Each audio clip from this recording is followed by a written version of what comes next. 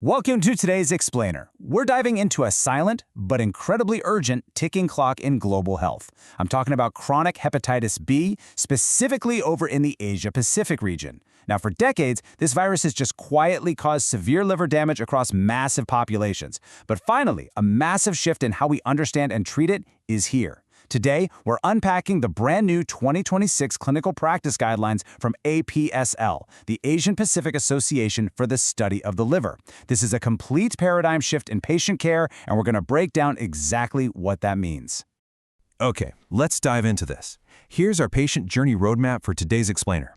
First, the silent Asia-Pacific threat. Then, prevention and smart screening.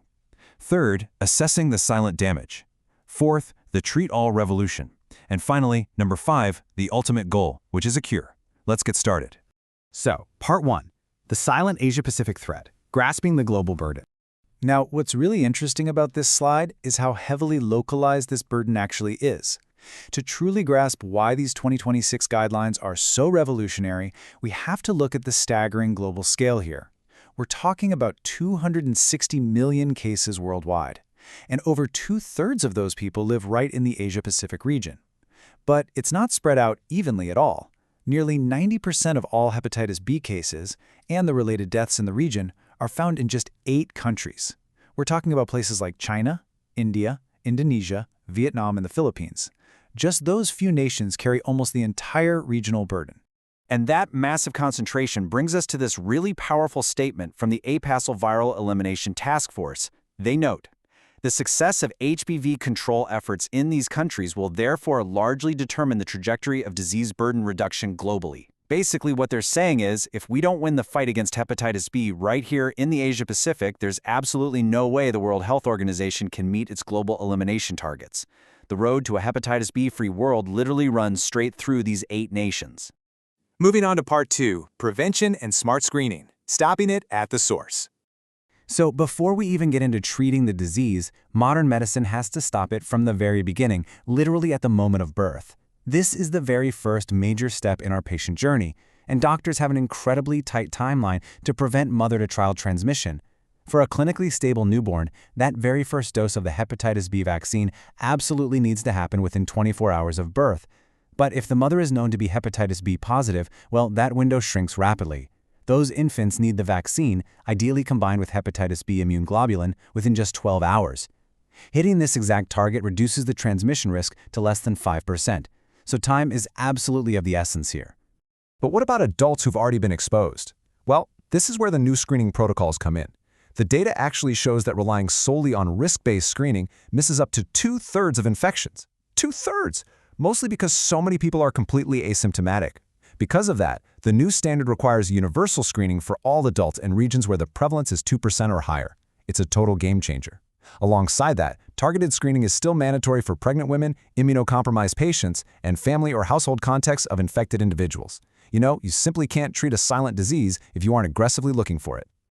Which brings us to Part 3, assessing the silent damage, the end of routine biopsies. Okay, so once a hepatitis B infection is actually found, doctors need to know exactly what shape the liver is in. Historically, the gold standard meant relying on invasive liver biopsies. And as you likely know, those were painful, costly, and came with a really high risk of sampling variability. I mean, the needle might completely miss the damaged part of the liver. The 2026 guidelines cement a totally new standard, non-invasive tests, or NITs. Today, doctors can accurately assess liver fibrosis using really simple blood scoring systems like FIB4 and APR, and then combine those with advanced imaging techniques like VCT, which is a type of elastography. It's safer, it's highly reliable, and it lets doctors monitor the patient repeatedly over time without putting them at any risk whatsoever. Now, while assessing the liver, doctors are increasingly running into a secondary, silent threat alongside the virus itself, and that is MAFLD. That stands for Metabolic Dysfunction-Associated Fatty Liver Disease. Why does this matter so much? Because a fatty liver acts synergistically with hepatitis B. It's like a 1-2 punch. If a patient has both, they face a heavily accelerated risk for severe liver damage, cirrhosis, and liver cancer. Even if the hepatitis B virus is fully suppressed by medication, this metabolic damage can just quietly keep going, which is exactly why identifying it early is absolutely vital. Next up is Part 4, the treat-all revolution, proactive, not reactive. All right, this brings us to what is perhaps the biggest paradigm shift in this entire explainer. The myth of the inactive carrier is dead. For a really long time, the medical approach to hepatitis B was reactive. We used to just wait and see elevated liver enzymes before treating, assuming that some patients with very low viral activity were essentially inactive and perfectly safe from harm. But recent data has proven this to be a really dangerous misconception. We now know that even patients with low viral loads face a persistent residual risk of developing liver cancer, mainly because the viral DNA integrates directly into their cells. Because of this, that old wait-and-see approach is completely out the window. And this brilliantly illustrates exactly how they're handling that shift. To navigate this new reality, the simplified 2026 APASL antiviral treatment algorithm broadens coverage massively. Instead of forcing doctors to navigate complex, confusing subphases of the disease, the new rule is simple. If a patient has detectable hepatitis B DNA and elevated liver enzymes, or any stage of liver fibrosis, or even just a family history of liver cancer, they are fast-tracked for antiviral treatment. The strategy is now highly proactive. The whole medical community wants to suppress the virus before that silent damage ever reaches a critical point. So, what exactly are we using to treat them? Well, the guidelines highlight some incredibly powerful first-line therapies. We have highly potent oral medications, known as NUCs, like TAF, TDF, TMF, and entecavir. These drugs have incredibly high resistance barriers, meaning the virus very rarely outsmarts them, and they are remarkably safe for long-term use. There's also pegylated interferon alpha, which is a finite-duration therapy that can actually modulate the immune system itself. With these tools in hand, doctors can completely suppress viral replication in the vast majority of patients. Finally, we arrive at Part 5, the ultimate goal, cure and long-term survival. Let's move to and see how this builds into the clinical outcome we are ultimately striving for after starting a patient on these medications. If we look at the treatment hierarchy as a pyramid, down at the wide base, our short-term goal is simply suppressing the virus's replication and bringing down that inflammation. But as we move up that hierarchy, the intermediate goal becomes what we call a functional cure. This is when the body actually clears the hepatitis B surface antigen completely, and the virus remains undetectable even after they stop taking the medication.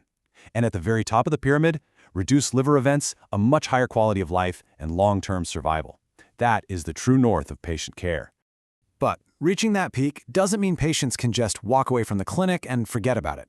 Even with highly successful treatment, patients with intermediate to high-risk profiles require a really strict 6-month surveillance routine to monitor for hepatocellular carcinoma, or liver cancer.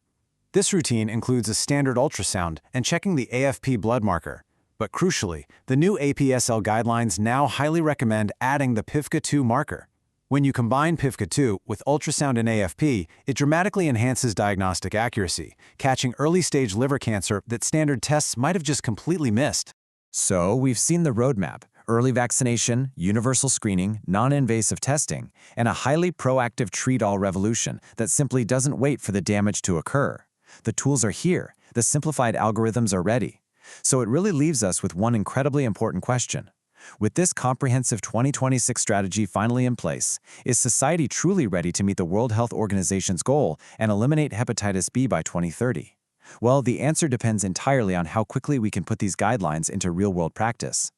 Thanks so much for joining me on this explainer today, and I'll see you next time as we continue unpacking the science that shapes our world.